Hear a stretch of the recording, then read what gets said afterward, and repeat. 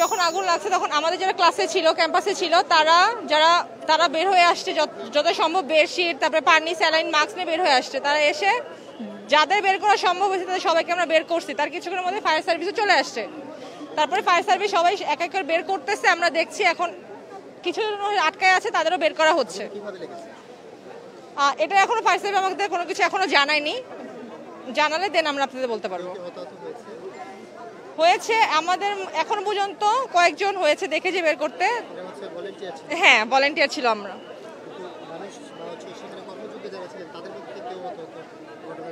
সেটা এখন আমরা বলতে পারছি না, সেটা ফায়ার সার্ভিস বলতে পারবে আপনাদের।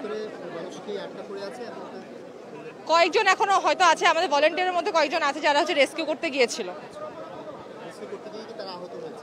কয়েকজন হয়েছে না, খালি কেমিক্যাল গোডাউনে লেগেছে। যেমনটি আপনারা শুনলেন যে তিনি বললেন যে আগুনটি মূলত কেমিক্যাল গোডাউনে লেগেছে, পোশাক কারখানায় লাগেনি। এবং তারা যখন জানতে পেরেছেন যে এখানে আগুন লাগার পর ভিতরে প্রায় কয়েকটি তাদের যে ভলান্টিয়ার আছেন, ভলান্টিয়ার একটি বড় গ্রুপ ভেতরে যাওয়ার পর সেখানে কয়েকজন আহত হয়েছেন এবং আহত জনেদের চিকিৎসা এখানে চলছে। সেনাবাহিনীরা এসেছেন, সেনাবাহিনীরা পরিস্থিতিতে নিয়ন্ত্রণ করার চেষ্টা করছেন, যেহেতু এখানে সাধারণ মানুষের একটা ভিড় জমে গিয়েছে। সেই জায়গা থেকে তারা চেষ্টা করছেন। ভিতরে এখনও ইউনিট রয়েছে যারা চেষ্টা করছেন বা আগুনের ভিতরের পরিস্থিতি কি তা তারা দেখছেন, কিন্তু সেখান থেকে বা ভিতরে অবস্থান আমাদেরকে ভিতরে যেতে দেওয়া হচ্ছে না বলতে গেলেই, কারণ যেহেতু ভিতরে কেমিক্যাল একটি গোডাউন, সেই গোডাউন থেকে পরবর্তীতে কী হতে পারে এমন চিন্তা থেকে তারা আসলে ভিতরে প্রবেশ করার সেই সুযোগ দিচ্ছে না। বিভিন্ন ধরনের ভলান্টিয়ার তারা এখানে উপস্থিত হচ্ছেন, তারা তাদের কর্মযজ্ঞ চালানোর চেষ্টা করছেন। মূলত দুপুর 11টার দিকে মিরপুরের রূপনগরে এইখানে আগুন লেগেছে এবং আগুনের মূল যে কারণ সেটি এখনও নিশ্চিত হওয়া যায়নি। তবে কেউ কেউ বলছেন যে সেখানে একটি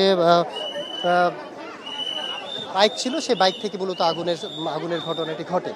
এখনো পর্যন্ত আমরা আগুনের অন্য কোনো তথ্য আমরা পাইনি, কিন্তু আমরা চেষ্টা করছি যে ভলান্টিয়ারের মধ্যে থেকে আরও কিছু জনের সাথে কথা বলার জন্য যারা এখানে সরাসরি কাজ করেছেন। আমরা র্যাবের দেখলাম যে 2টি ইউনিট এখানে সরাসরি কাজ করছে না। আগুনে কেমিক্যাল গোডাউনের ক্ষতি হয়েছে, কিন্তু মানুষের কোনো ধরনের হতাহত হয়নি। ভলান্টিয়ারের মধ্যে থেকে কিছু জন আহত হয়েছেন, আমরা এমনটাই জেনেছি। আমরা একটু আরেকজন ভলান্টিয়ারের সাথে একটু কথা বলবো যারা এখানে সরাসরি কাজ করেছিলেন এবং তাদের সাথে যদি কথা বলে জানতে পারি যে এখানে আসলে শুরু থেকে কি দেখেছেন, কি ঘটেছিল।